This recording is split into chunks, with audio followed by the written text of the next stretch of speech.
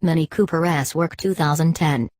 The market for the Go Faster Mini has become somewhat muddled and fragmented since the arrival, in 2015, of the top of the current series production pile John Cooper Works. Since then, we've had the ultra-low volume stripped-out 228 bhp John Cooper Works Challenge Limited Edition, complete with adjustable suspension, cup tires and £32,000 price. Then the slightly less rare but still limited Cooper S 210 Challenge Edition, built to celebrate the return of the Mini Challenge racing formula. And finally, last year, the Cooper S Works 210, a permanent addition to the factory range that copied the mechanical recipe of the 210 Challenge Edition but was available with less lavish interior equipment and at a lower showroom price. Oh, and don't forget the John Cooper Works GP concept, which we saw a couple of months ago at the Frankfurt Motor Show, not that you're likely to, given the extravagant scoops and aerofoils it had. Anyone due to replace a Cooper S or JCW over the past year or two may have been waiting for his or her head to stop spinning. Now, though, things may have calmed down. The Cooper S Works 210 has clearly been doing well enough for the past 12 months to justify Mini's decision to make it a permanent addition to the showroom range, and that's why the firm has just made the car available as a convertible and a 5-door, as well as the classic Mini 3-door. It's an opportune time, then, to find out what this halfway house between the amusing if slightly lukewarm Cooper S and the full-fat yet straight-laced JCW is all about. The car is UK market only and fitted with the key mechanicals that lift it beyond Cooper S spec, not at the factory but at the dealer.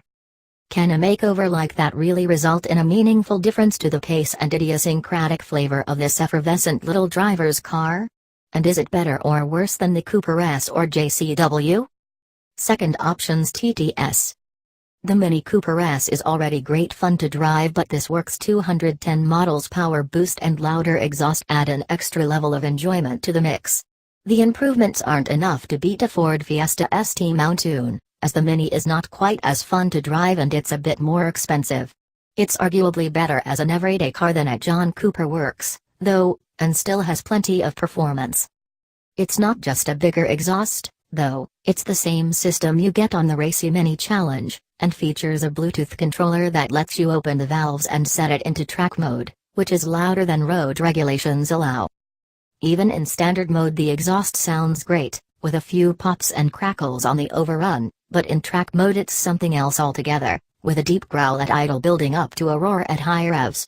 It adds a new level of fun to the Cooper S, and although the engine itself isn't the most characterful, you can't help but love the madness of it.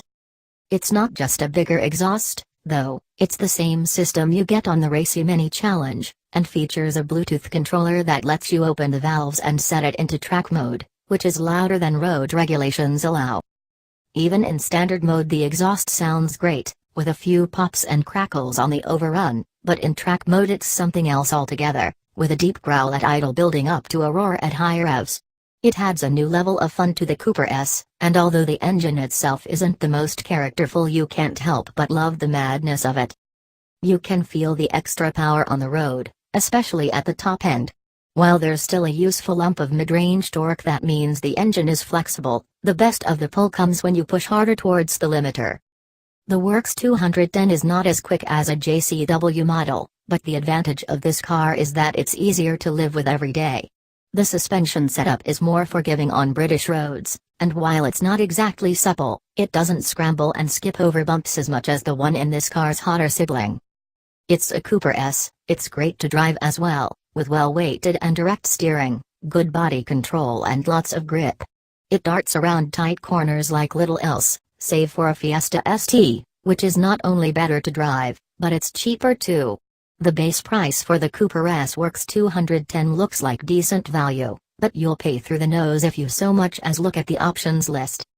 The Fiesta is a thorn in the Mini side as usual, offering a better overall package, but the Mini does beat it for style. This is a cool car, and the JCW add-ons for the Works 210 model strike a good balance between the chic look of the basic version and a pumped-up race car.